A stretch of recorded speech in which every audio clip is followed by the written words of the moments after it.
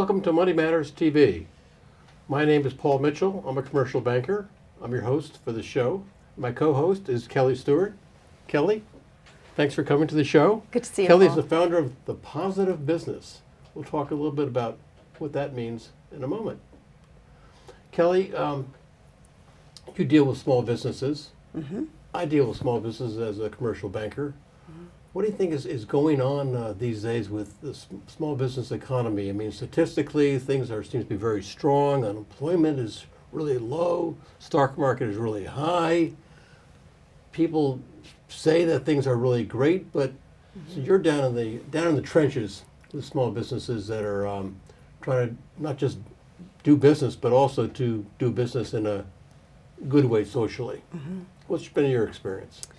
That's a great question, Paul. I think that there's been kind of a collective wait and see. I think there was an anticipation that there would be an easier path to hiring and more clients coming to their doors, and that's not really happening as quickly, I think, as some of the business owners that I've worked with anticipated that would happen. But I see it as separate in some ways from the positive business practices that they have. Like, they don't let go of those in good times or in bad. Well, our viewers may not be familiar with what positive business practices means. Perhaps you give us a 30-second Absolutely. review. So the positive business practices are ones that help companies really demonstrate their purpose or become more socially conscious or environmentally aware. So these are the practices that say, we'll be moving to a LEED certified building, or we're going to start LEED recycling. is the environmentally good. sustainable Right. buildings, roofing materials, and things like that. And then for socially conscious, certainly there are a lot of unmet social needs still in the country that haven't really been fully addressed since the economy has been on the upswing. So those still exist always, whether that's eradicating poverty in their neighborhoods, reducing homelessness, helping children get better access to education. These are things that traditionally you wouldn't think of businesses being involved in on a regular basis, perhaps through some charitable foundation or perhaps, but not on an everyday basis in their community. Exactly, and that's why socially driven businesses especially are drawn to this. They have identified a challenge and they're going to go after the challenge. There's a company that is a printing company, and they've found a way to make paper out of paper. So they're not cutting down trees, they're using paper that's already made and still making very high quality paper, which is different from a socially responsible company, which says in the course of our everyday business actions, we are going to do things that are for the benefit of all of the people essential to our success. Sounds like they're going to be spending a little bit more money than the next company down the road.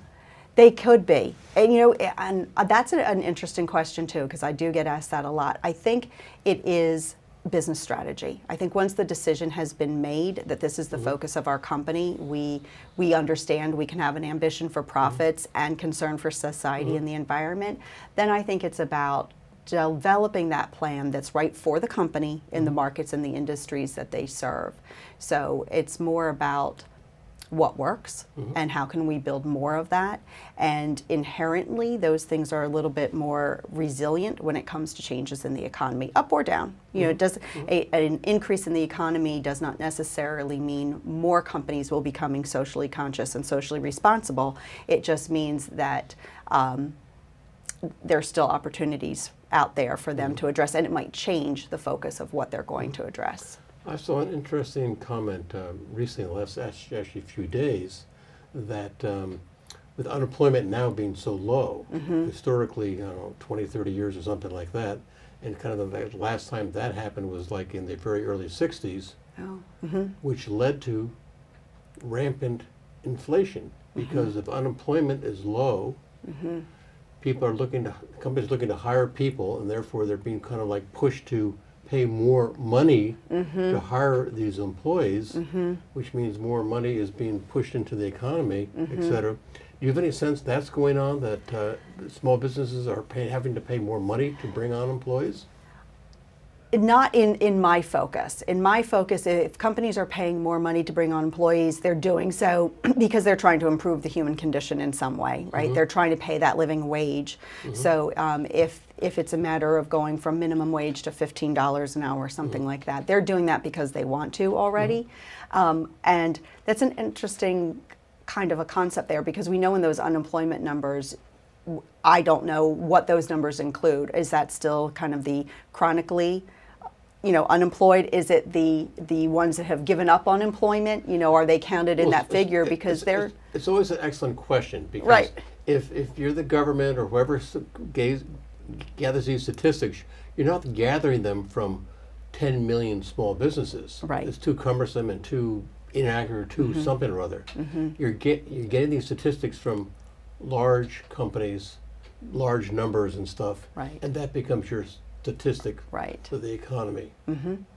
So it's, Right. who knows? But theoretically, there could be people who had given up on their job search, and that does not mean that then they wouldn't be available to work. So I don't think that there are as many hiring shortages.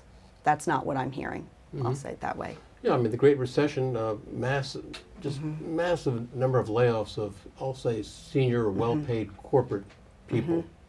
And they were unemployed for maybe a few years and all, and then they said, gee, I can't get another job for $100,000 or $200,000 a year. Right. I'll take anything I can get. Right. So they get employed, so now they're an employed statistic. Right. But we determine that kind of the Right. underemployed. The underemployed, yeah, absolutely. Yeah, I don't see that as much in the B corporation space, because I think they're constantly looking to engage stakeholders. They're constantly looking for ways to partner with other companies to expand their own capacity.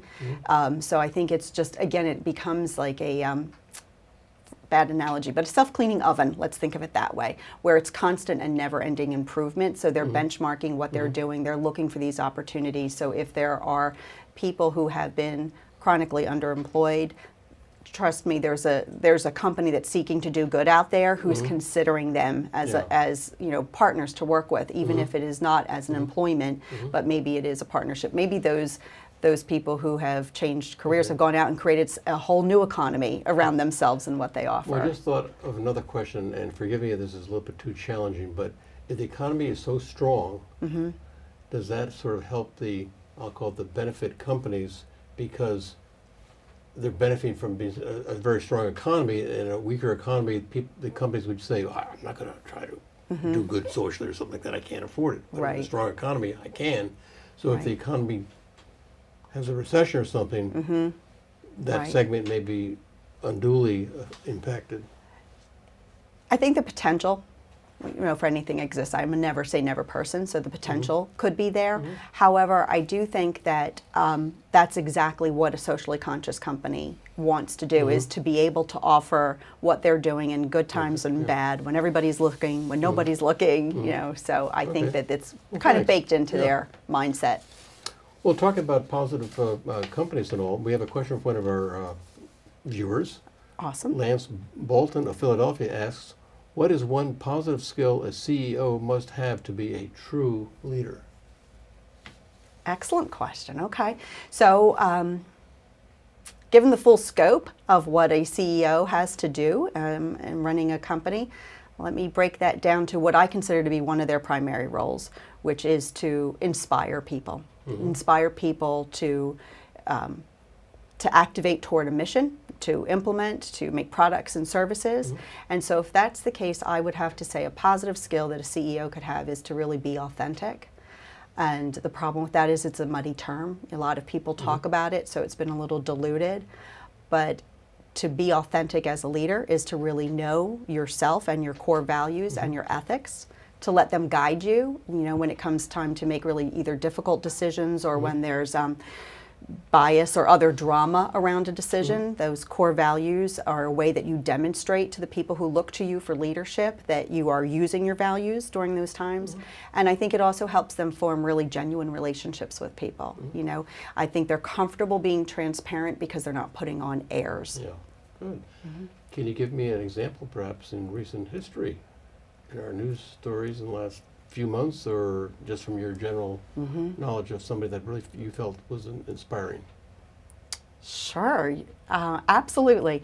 So an obvious one is Richard Branson. There's a gentleman who just is very comfortable being himself. He's vulnerable with what he posts. Mr. Virgin Airlines. And Exactly. Virgin Exactly. And he is about bringing out the best in his team, and he's about being accountable and saying, okay, if we've tried this, if this doesn't work, we're going to try something else. And he's okay admitting that it didn't just exactly go to his plan. Was there some situation that you kind of focused on that really impressed you that happened with him in the last couple of years? I think just following him in general and watching his growth, I think that a lot of people don't necessarily, CEOs I'll say, don't necessarily intend to be CEOs when they're founders. They're not really sure where the business is going to go. There's a passion first. Yes. And I think that as the business grows and they take on more of those administrative responsibilities and CEO responsibilities, certainly as a human being, then they're subject to how does that change them? Does it change them? And I think that some people really grow into that, and it's very natural for them. And I think for other people, it's jarring or startling to them, and it might test their values. I don't think it does for him. I really like the word you used, passion, and I agree 100% with that, because my observation of the CEOs I've worked with, and entrepreneurial, the companies became larger companies and all, there was a passion that, wow, unbelievable. Thank you. You're welcome. Great comment. We're now going to go to our featured guest. Our featured guest this evening. But before we go to our featured guest, we want to just tell our viewers how they can send in their questions to Money Matters. Absolutely. You can have your questions answered on Money Matters. Please go to our website, money-matterstv.com. On our homepage, click on the banner on the right that says Send Us Your Questions. While you're on our website, you can find information about our host and guests, as well as show notes and links about this show and past shows. Money Matters is also available as a podcast on iTunes and Stitcher, so you can listen to Money Matters while you're on the go. That website address, again, is money, M-O-N-E-Y, -matters, M-A-T-T-E-R-S, TV.com.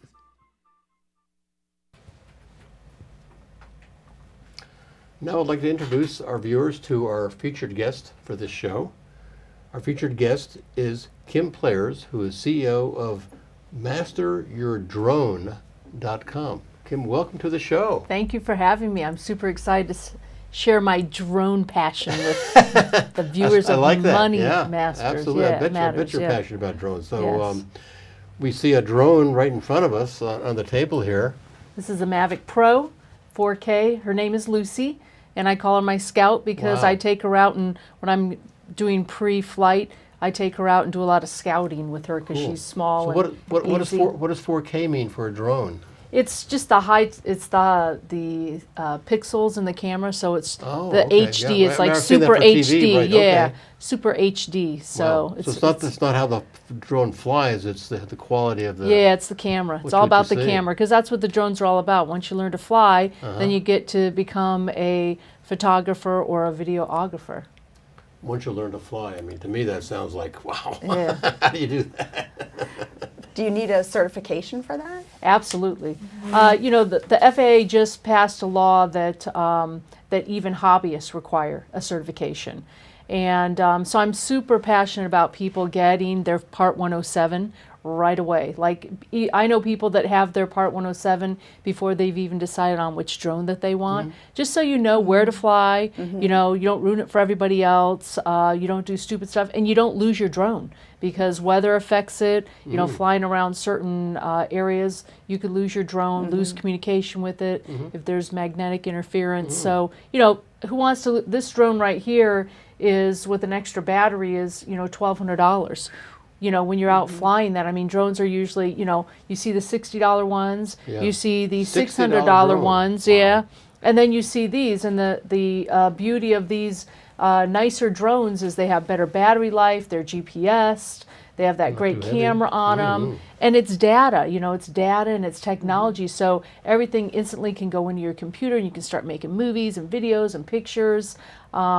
And they're relatively, I would say, easy to fly once you learn how to get those sticks going because they're GPSed. So when it flies up in the air, it stays there. I can take my hands off the controls, but you still got to know how to fly once you're out there flying. How many feet does the GPS work? I mean, traditionally it's been like 50 feet. Is this like 2 feet or something like that? Well, gives we you can that- fly up to 400 feet. But I mean, if the drone moves 2 feet, will it Right. say it's moved 2 feet, or does it have to move 50 feet before it says it moved? Oh no, it stays steady right where it's at. It picks up satellites. So it'll tell you exactly where you're at all times. Within a foot There's or a home point. Within a foot or two? Yeah, I would say definitely. Not certainly 50 feet. Oh. I mean, because you could have your drone in a tree by then. Yeah, well, I'm saying, when I'm driving my car, Yeah. that's my sense is So that, yeah, it's like your GPS that you have that you drive around with. I mean, it's precise. Yeah. It's precision. Yeah, That's awesome. yeah, it sure is. What got you started with drones? I was looking for something. I was praying for something that would be technology. I knew as I was 50 and fired up, and I knew that I needed I bet something. you're passionate. I am a little passionate. I can see that. I've raised my family, and I'm like, now it's my time. I've had a lot of experience in training, and so I was a speaker, inspirational speaker, and I was at an event, and one of my colleagues had a drone, and I was like, dude, what's that? And he said it's a drone, and he told a story of search and rescue when we had the storm Sandy, and how a life perished, and if the drone was there with the thermal imaging cameras, that it could have saved a life. And that was 2 years ago, and I said, that's the future. So I immediately was attracted to drones because number one, it's technology, but I got to be outside because I'm not in case you can tell, I'm not the behind the desk kind of girl. So I wanted something that I could do outside, indoor outside, that I could be in action, and I can sleep when I'm dead, right? So that's why I immediately got to work and started learning how to fly a drone, and the rest is history. What's the most exciting or whatever event you've had with drones since you've been dealing with them? Well, recently we just did the Philadelphia Convention Center, and that was a really milestone for Master Your Drone. I do a lot of speaking, and I met somebody at an event that I was at. He was a media company. He called me and asked me if I was interested in subcontracting with him. He was doing the Philadelphia Convention Center. In a section of it, they just completed a 5-year art exhibit, and some of the art is way up high, where they'd have to use scaffolding. So you were inside the convention Yeah, center? we flew Oh, Lucy. I was just thinking you were Yeah, outside we the flew convention Lucy. center. Yep, we were flying inside. awesome. We started on the roof, which was super exciting. I mean, here I am out on. Did I ever think I'd be on the roof of the Philadelphia Convention You were on Center? you We were on the roof. We flew around there and flew around the Philadelphia area. And you're going like this with a little stick thing? or Oh something? yeah, oh yeah, yep. It was me, and I have 2 other crew members with me at all times when we're doing big gigs. You need somebody that's a visual observer. We have to do a pre-flight plan to make sure. We need to know where everything is. There was just around that convention center, there's 10 helicopter pads, and helicopters fly low, so you need to be aware of your surroundings. 10 real helicopter pads? Yeah, because you got the hospitals and CEO, all that kind of stuff. So yeah, so Wow. they fly low. You got to know those things. So we started on top of the center, then we went inside. We flew up the escalators. We flew down the halls. We flew up high. So when you're flying all this, are you measuring things or just taking pictures or videos? We're flying from our phones. We have our phones hooked up to our drones, to our remotes, and then we're flying from there and getting, photography and video. So you're recording data Yes. that is going to be used Yep. afterwards. There's a SIM card inside the drone, so it's transmitting everything to the SIM course. card. Yeah. So what they're going to do is they're going to use that footage, and they're going to, when people come in, because they want to bring recognition to that, you're going to be handed, like, say, maybe an iPad, and it's going to have all this information, all this video footage as you're going through a virtual tour, and that's going to be from Master Your Drone. So we're super excited about that. That's very So that exciting. was really super exciting. Yeah. Congratulations. And they were thank you. They were so excited to have the drones there. Everywhere you go when you're a commercial drone operator, you have an entourage. I mean, that was the pressure's on. Everybody's following you and wants to see it. It's like you sign up Right. for 2 people and then the whole crew's there. So it's fun though. I don't mind being the center of attention, obviously. So how long does it take to learn how to fly a drone? Your commitment, whatever you're committed to. Some people have a little bit more savvy than others. It's a finesse with the sticks. So practice, I say, because I'm an entrepreneur, and I know that practice, paycheck, paycheck, paycheck. So I tell people, my students, the more you practice, the bigger your paycheck's going to be. So you got to get out and practice, because you got to learn how to fly it. You got to learn to fly at different altitudes. You got to learn to fly at different angles. So we take them out, just something is easy, taking them out, and we fly around baseball diamonds. We'll take out to a baseball diamond, we'll fly low altitude, flying around, so you know exactly where the drone's at, Right. fly backwards, learn those sticks, and we have so much fun. So when you do, are you charging people as students? You're making money doing that? Or? Absolutely. Yep. Okay. Yep. We have so it's Master Your Drone is a drone. We have people come in and they do a drone boot camp. Okay. And so we're conducting one right now. So you have 2 nights where you're doing your Part 107, where you're learning the Part 107 from the FAA, which is weather, national airspace, how to conduct a crew, So sectional you've charts. You've been certified to be certified. Well, I can't certify people, but I can assist them in a pre-flight, in a pre-test training, because the test is it's a lot of work. You got to learn those sectional charts. Who does this test?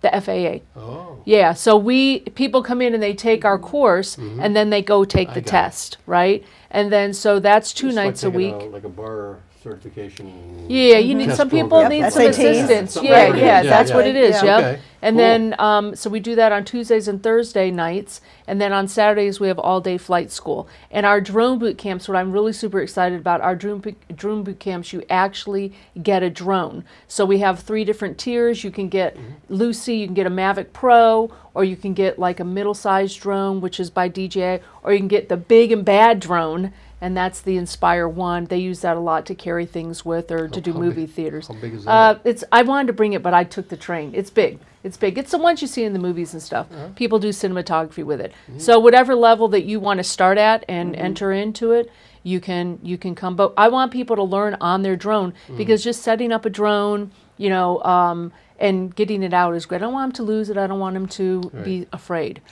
Does the FAA have like a minimum age requirement?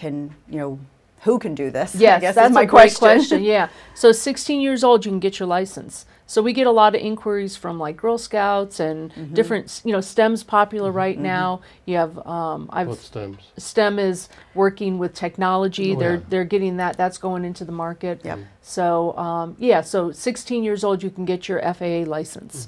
So you could, start a Right. potential, business. There's so many opportunities. And where are they? Are there specific industries, real estate, others that would? Yeah, real estate That's, is something that's well known. I did have the honor of going out and I spoke at the Drone Focus Conference in Fargo, North Dakota, and we did an agriculture mission, and that was amazing. So that's precision agriculture. A drone can fly around a 10,000 acre field in 45 minutes and get all this information where people used to walk that. Then they put that into the John Deere tractor and it delivers it precisely. So it's super exciting. And then you have infrastructure, you have wildlife management. I have a friend out in San Diego. She does research on the ocean. I don't know how I ended up here and she's doing that, but she's on the ocean. So she does wildlife research. Then you have search and rescue. So I'm just now starting to get calls from local companies for search and rescue. You chase somebody out on the Delaware, you could take the drone out, have a life preserver hanging from it, and it could be that first responder till they get people out. So just keeps Right, going and right. going. You sound very successful, but I know there's just lots of competition out there. How do you, Sure. How do you deal with the competition? Everybody has their own little segment, or you fight each other, or how does that work?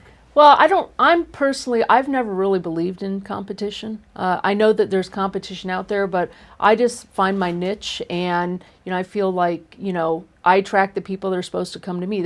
There's maybe a lot of competition, but there's also a lot of people, Yeah, right? So you could say that in any field. absolutely. Any field. So I don't sweat the competition.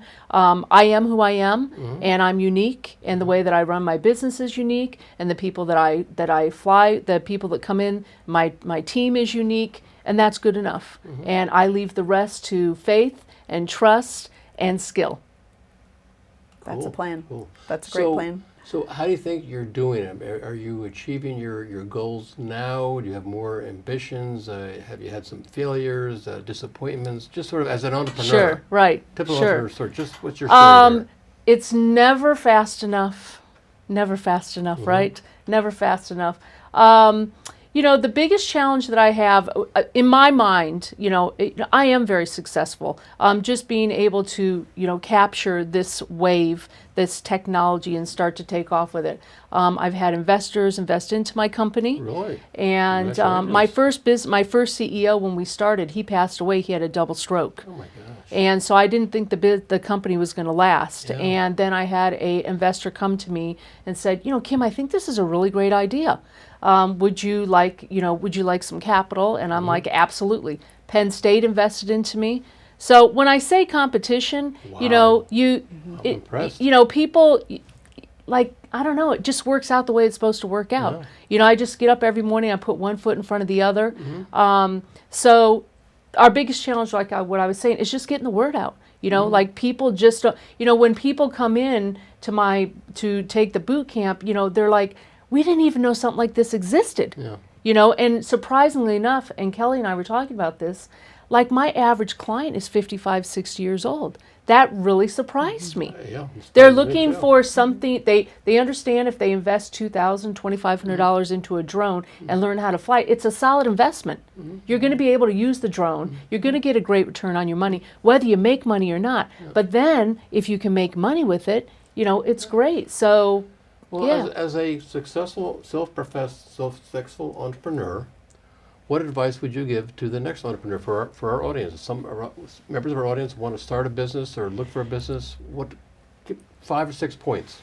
Well, number one is that you must never, ever, ever give up. Never, ever, ever, ever, ever, ever, ever, ever, ever, ever give up. Number two is you got to get fitness. You got to work out. You got to find a way to be healthy. Okay. Because if it's going to be, it's up to me.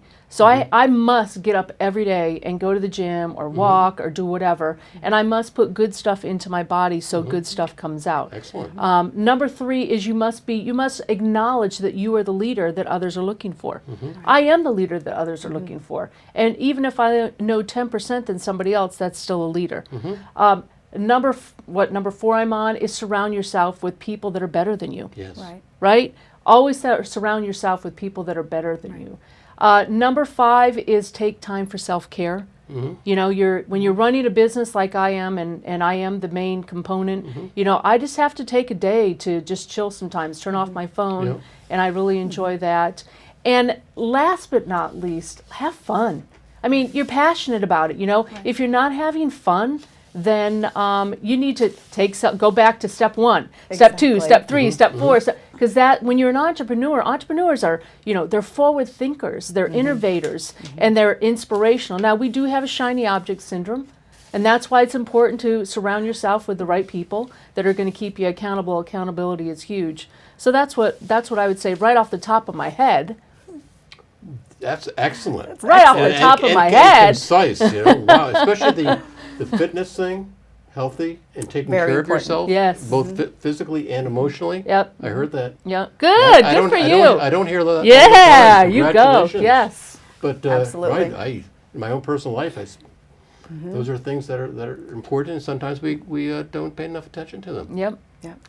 Well, thank you. Balance the energy. So if our viewers want to get a hold of you, want to get more information, how would they do that? Do you have a website? Do you have an email? I have it all. So you can get me on Facebook, Kim Players, Master Your Drone, Instagram, or you can go to my website, which we would love for you. There's all kinds of information, blogs, So Kim, photos. Kim, Kim Players. Players. Yep, and then our company is masteryourdrone.com, and we'd Okay. love for you to go to our website and find out about us. And then every Thursday, when you go onto our website, you'll see every Thursday we have a drone hangout. So it's something that I started. You can come down to the office, and we go. Where? Tomorrow we're doing one in Wayne. In Wayne, In Wayne. okay. Tomorrow we're doing a drone hangout, and I'm setting up an obstacle course. And Cool. I'm going to let my students come out. We're going to fly around the obstacles, That's and we terrific. let other people That's fly fun. drones Thank too. you so That's much. Yeah. I really appreciate your Oh, passion. great! Thank It's a great you. story. Yes, absolutely. Thank you. So that ends our show today. But just want to say our next guest will be Kelly Will Wylam, Director of Innovation Partnership. So just remember that on this show, your money matters.